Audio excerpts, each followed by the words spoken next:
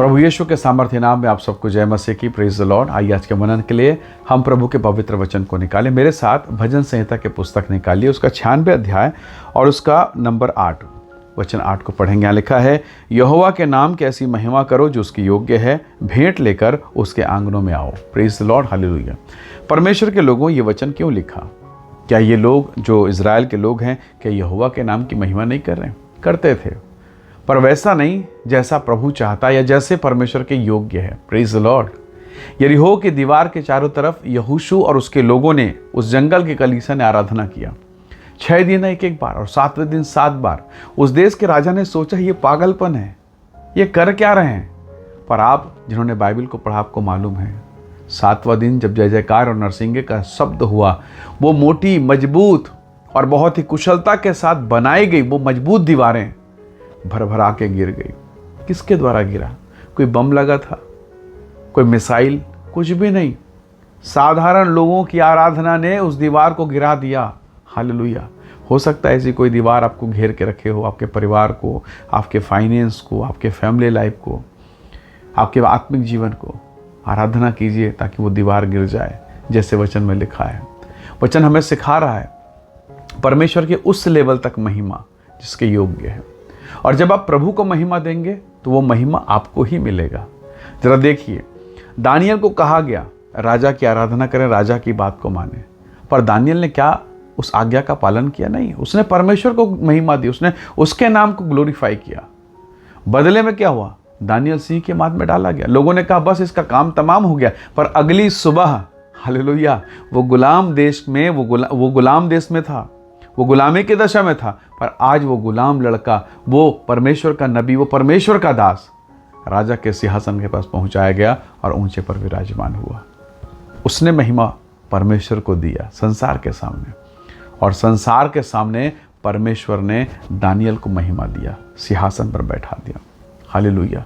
परमेश्वर के लोगों, जब आप परमेश्वर की महिमा करेंगे, परमेश्वर आपकी महिमा करेगा। जो आप बोएंगे वो आप काटेंगे। यरीहो के चारों तरफ लोगों ने प्रभु के नाम को ऊंचा उठाया, और हुआ क्या? परमेश्वर ने दीवारों को गिराकर ये बताया, ये मेरी कलीसिया है, ये मेरे लोग हैं, मेरे चुने हुए हैं। हालेलुया। तो जब आप उसकी महिमा ऐसा करते हैं जिसके वो काबिल है, तो प्रभु आपको महिमा से बढ़कर ऊंचा उठाता है। बहुत बार हम चर्च में बैठते हैं, कलीसियाओं में जाते हैं, हम अपने घरों में, और जब प्रार्थनाएं हो रही है तो मानो हम उस समय को काटना चाहते हैं कि जल्दी से बीत जाए, जल्दी खत्म हो जाए। इस प्रार्थना से परमेश्वर प्रसन्न कभी कभी कभी नहीं होंगे। पर जब आप आहें भर भर कर जो बयान से बाहर है, आत्मा में होकर जब प्रार्थना करते हैं, आंसू के साथ प्रार्थना करते हैं, उसकी वो महिमा करते हैं, उसके नाम की महिमा करते हैं, प्रभु का आत्मा आप पर दया करेगा। हालेलुया। ठीक है, गहरे जल के ऊपर अंधियारा है, पर प्रभु का आत्मा मंडलाता है, और वही उजाला करने वाला परमेश्वर।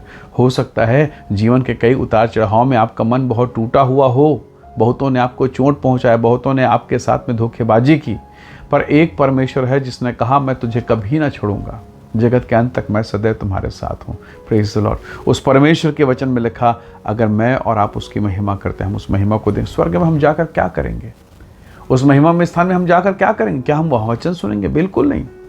वहाँ गवाहियाँ होंगे? बिल्कुल नहीं। वहाँ केवल परमेश्वर के नाम की आराधना और उसकी महिमा होगी।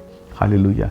और उसी महिमा के लिए प्रभु ने आपको चुना। प्रभु ने यह भी कहा, यीशु मसीह ने कहा कि मैं पिता के पास जाऊंगा और तुम्हारे लिए सहायक भेजूंगा, अर्थात पवित्र आत्मा, सत्य का आत्मा, वो तुम्हारे पास आएगा, तुम में रहेगा, और वो आत्मा के विषय में कहा वह मेरी महिमा करेगा, वो मेरी बातें तुम्हें स्मरण दिलाएगा। हालेलुया।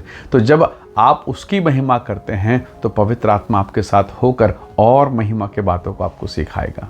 आप महिमा को देखेंगे, उस ग्लोरियस लाइफ को आप देख पाएंगे कि प्रभु ने आपके जीवन के लिए क्या कुछ नहीं रखा है। Praise the Lord. याद रखिएगा, यूसुफ ने परमेश्वर का जन होकर परमेश्वर के नाम को महिमा दिया। वो चाहता तो उस स्त्री के साथ पाप कर सकता था, पर यूसुफ ने कहा नहीं है, मुझे परमेश्वर के नाम को महिमा देना है, और उस परमेश्वर ने उस देश में उसे ऊंचे स्थान पर चढ़ाया। प्रभु के लोगों, कई बार जीवन में कठिन परिस्थितियां आती है, परिवार में समस्याएं आती है, पर हर बार एक प्रश्न है कि क्या मैं अपने काम में परमेश्वर को महिमा दे रहा हूं, अपने पर्सनल लाइफ में, व्यक्तिगत जीवन में, अपने परिवार में, समाज में, कलीसिया में।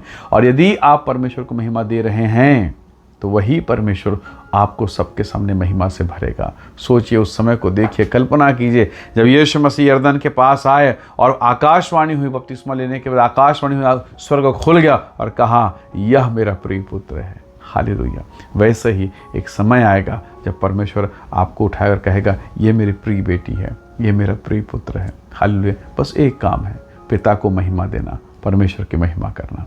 आइए आज के दिन में हम पिता को आदर दें, उसे महिमा प्रदान करें। प्रेमी अनुग्रहकारी स्वर्गीय पिता, राज्य, पराक्रम और महिमा सदा तेरा है, इसलिए हे प्रभु हम सब सारी महिमा, सारा आदर आपको देते हैं प्रभु। और जितने भक्तगण, जितने भाई बहन इस संदेश, इस वीडियो को देखते सुनते हैं, वे सब यीशु के नाम से महिमा से भरपूर होकर, आत्म और सच्चाई से होकर प्रभु तेरी आराधना, तेरी महिमा कर सकें। हम सब पर ऐसी तू बड़ी कृपा को कर। हे प्रभु, जो बंधन, पीड़ा, समस्याओं में हैं, वे यीशु के नाम में छुटकारा पाएं, आशीष को प्राप्त करें। प्रभु प्रत्येक को ब्लेस कर, आशीष को प्रदान कर। सारी महिमा आपको देते हैं, यीशु के सामर्थी नाम से मांगते हैं।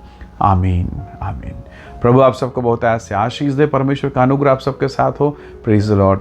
जय मसीह।